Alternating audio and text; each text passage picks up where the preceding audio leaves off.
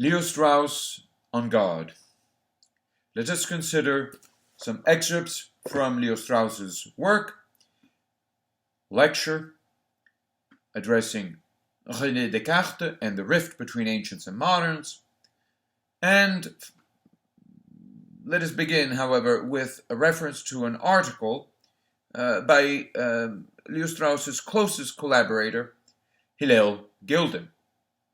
Gilden wrote an article in 1997, Déjà Vu, in a humorous sense, responding to Mr. Dannhauser, a colleague's claim that, or argument, that Leo Strauss was a crypto-atheist. Hillel Gilden refers to Strauss's own words to the effect that only a fool says in his heart there is no God. So the question is not really for Strauss whether there is God or not. The question is, what is God? What do you mean by God? In fact, as a philosopher, he is primarily concerned with what things mean.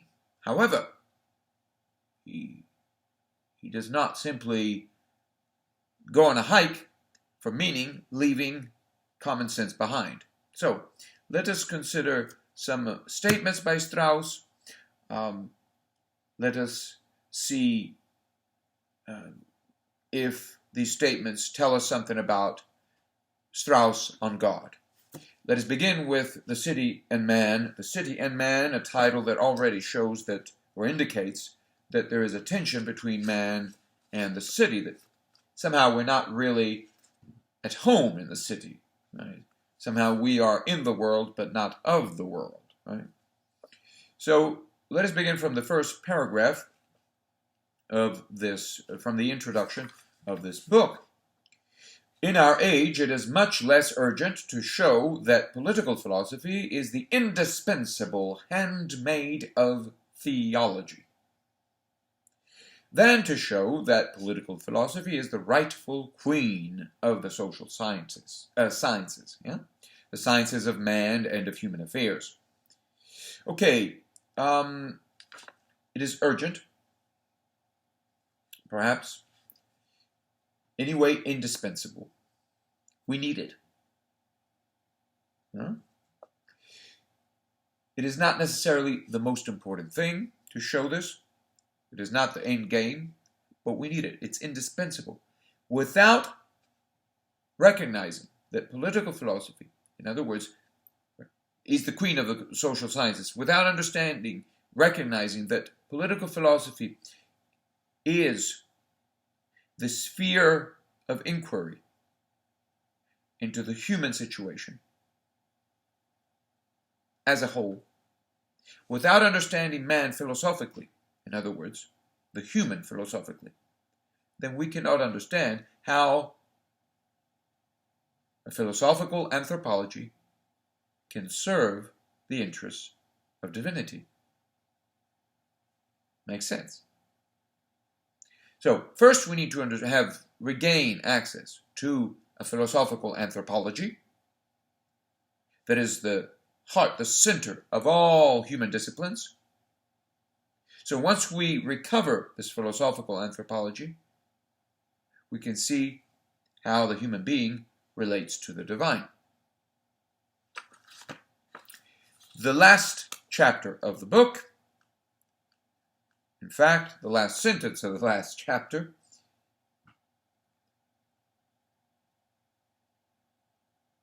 Strauss refers to the all-important question, which is coeval with philosophy, although the philosophers do not frequently pronounce it, the question, quid sit Deus, the question of what God is. This question is coeval with philosophy. Philosophy is not just talk, a way of speaking. Philosophy is a quest for the nature of the divine.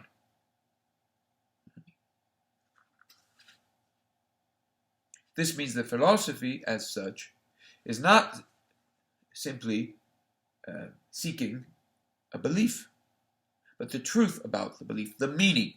So if you ask a philosopher as such, Do you believe in God? That's okay. I can believe it. So, but what do you mean by God? Right. So this is as a philosopher, speaking as a philosopher, I must ask what you mean by God. Right.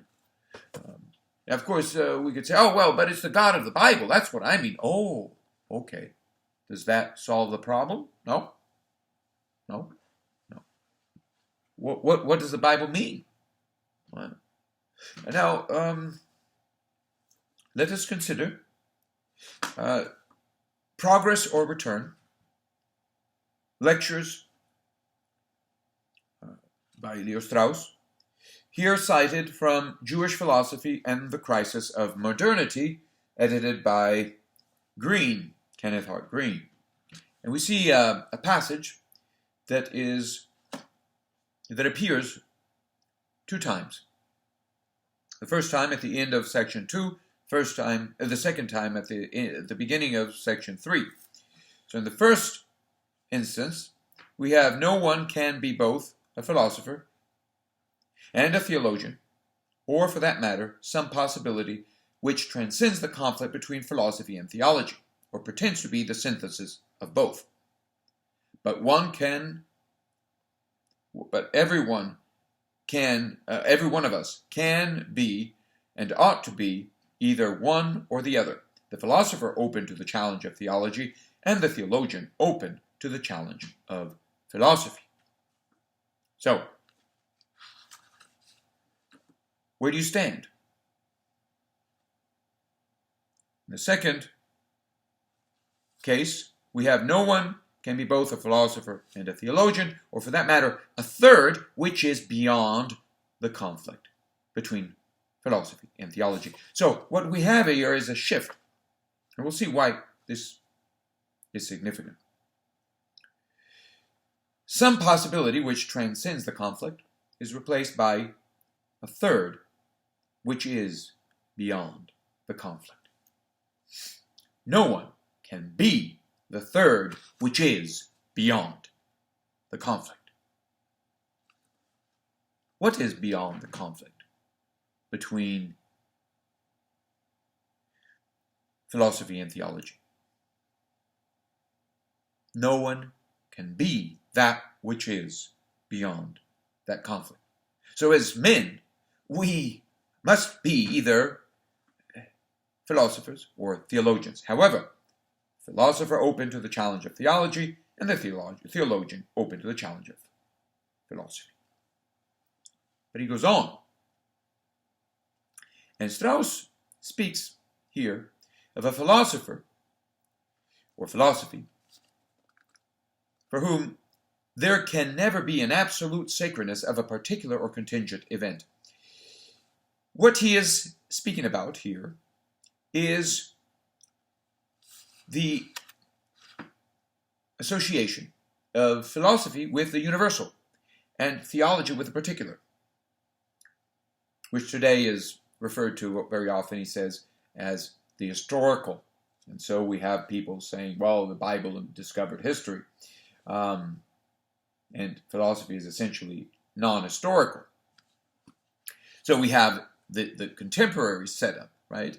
We have theology without philosophy, and a philosophy without theology. So essentially we have a Spinozist setup. The tension between the particular and the universal cannot be resolved. Which one has preeminence for us? Is it the universal or the particular? What is it that we care for the most? If there is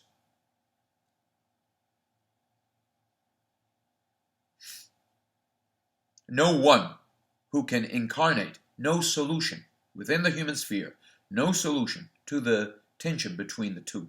Now, Strauss is objecting to, he says here, what is called existentialism is really only a more elaborate form of this interpretation, he says, and goes on. So, that there is a historical synthesis of particular and universal.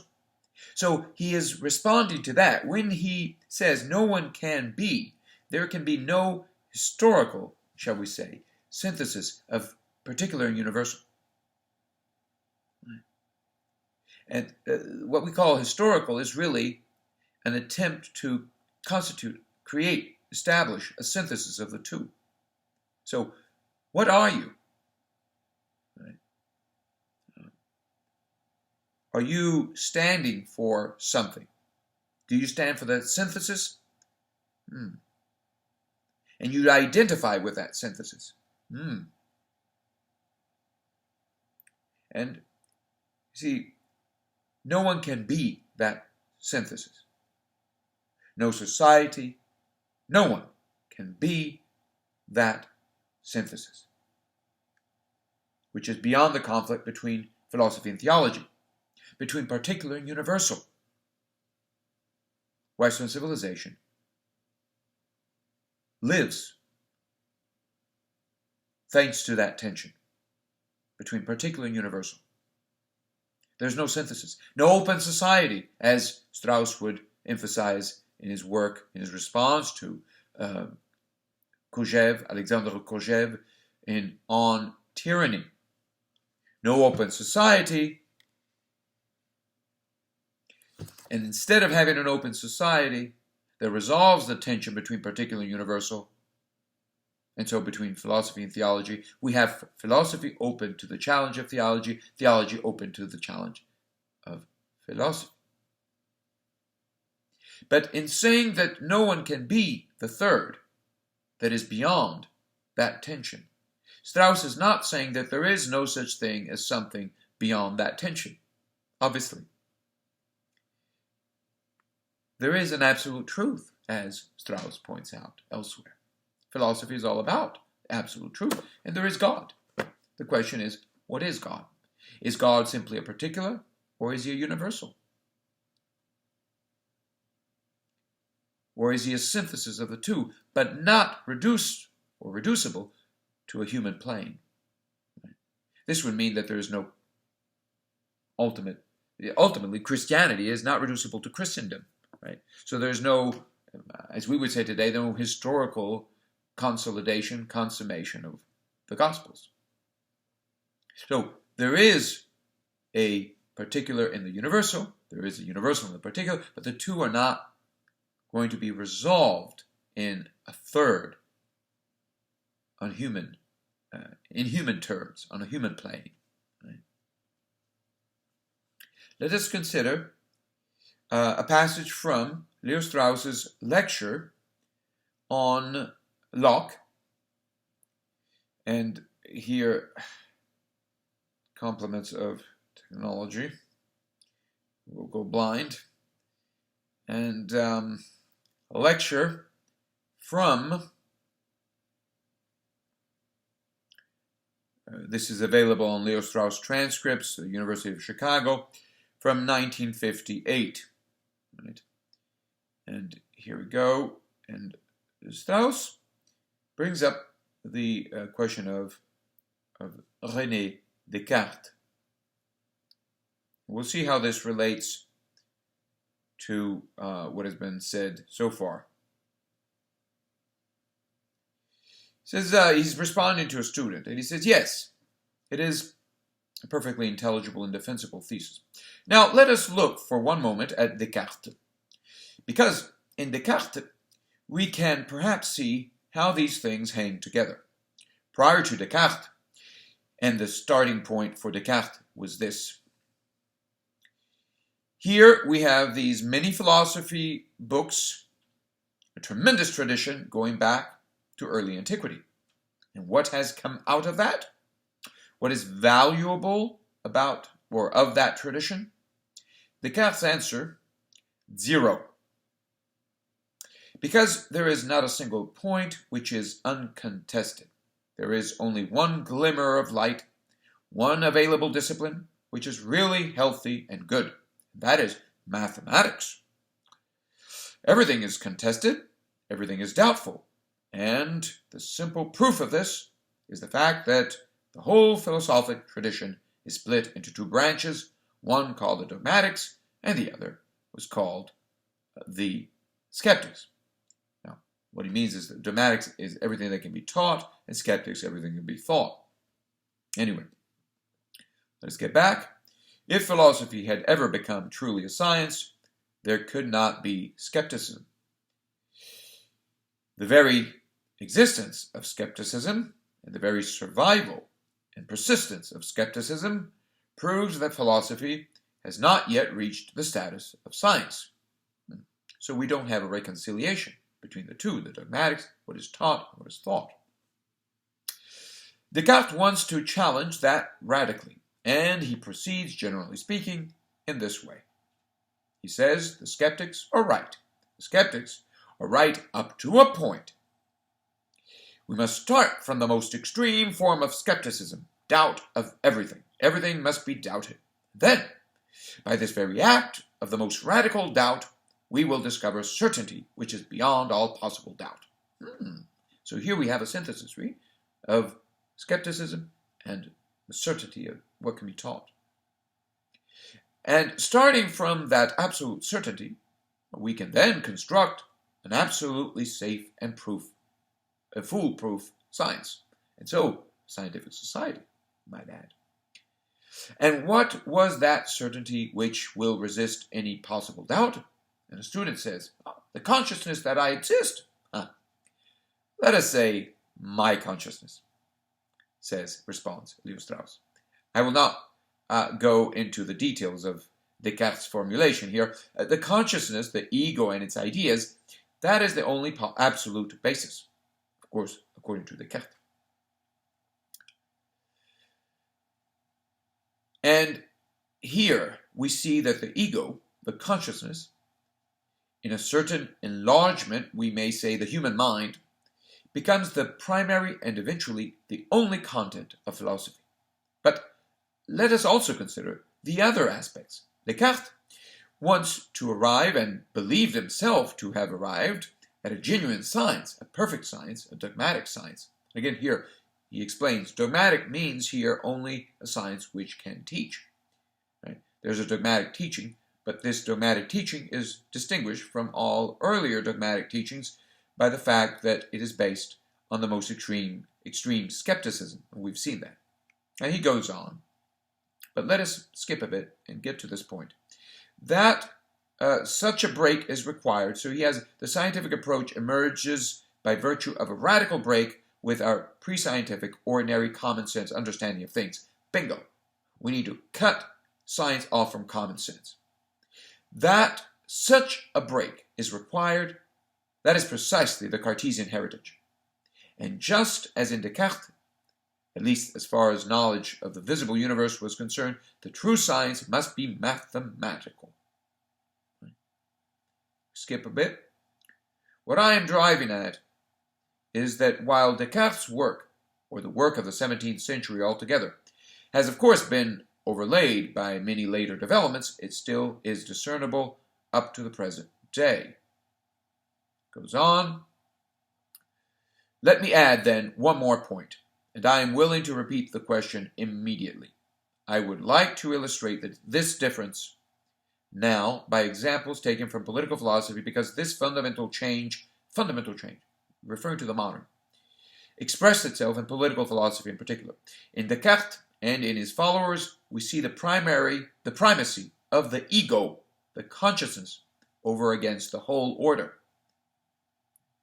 the cosmic or divine order.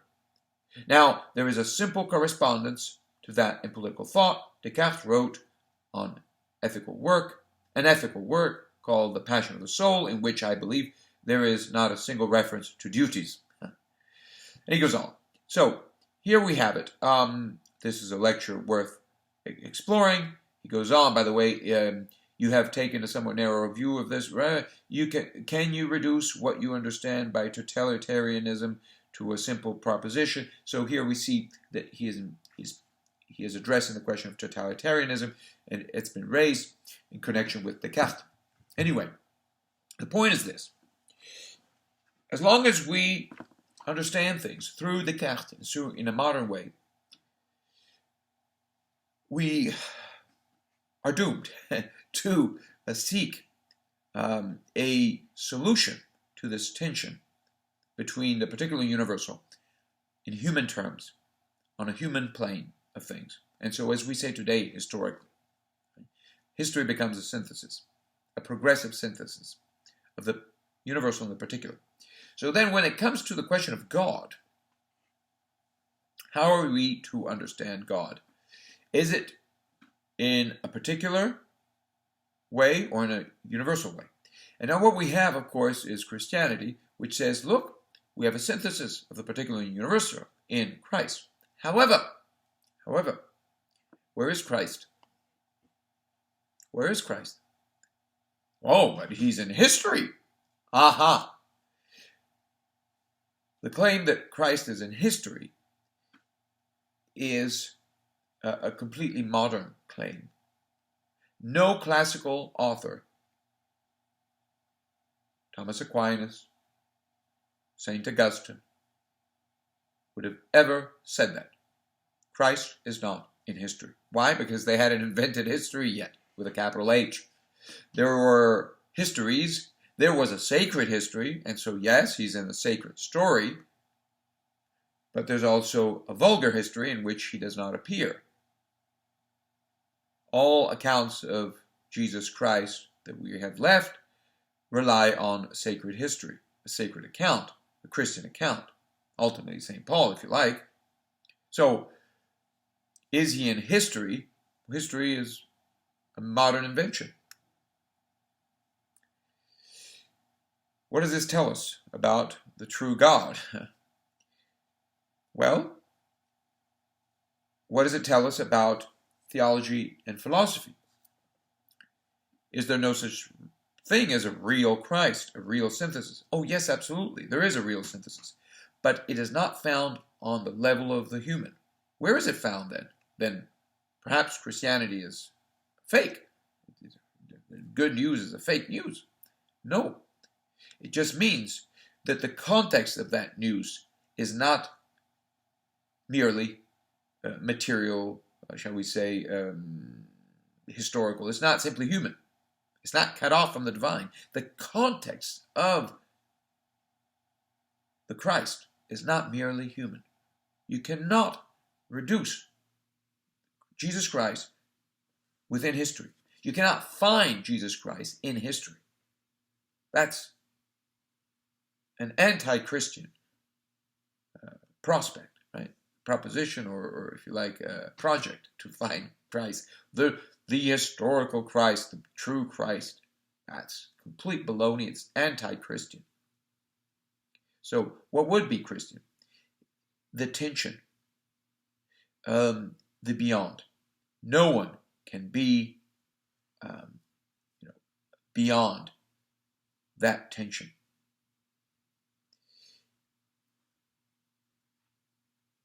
Can I be beyond that tension? No.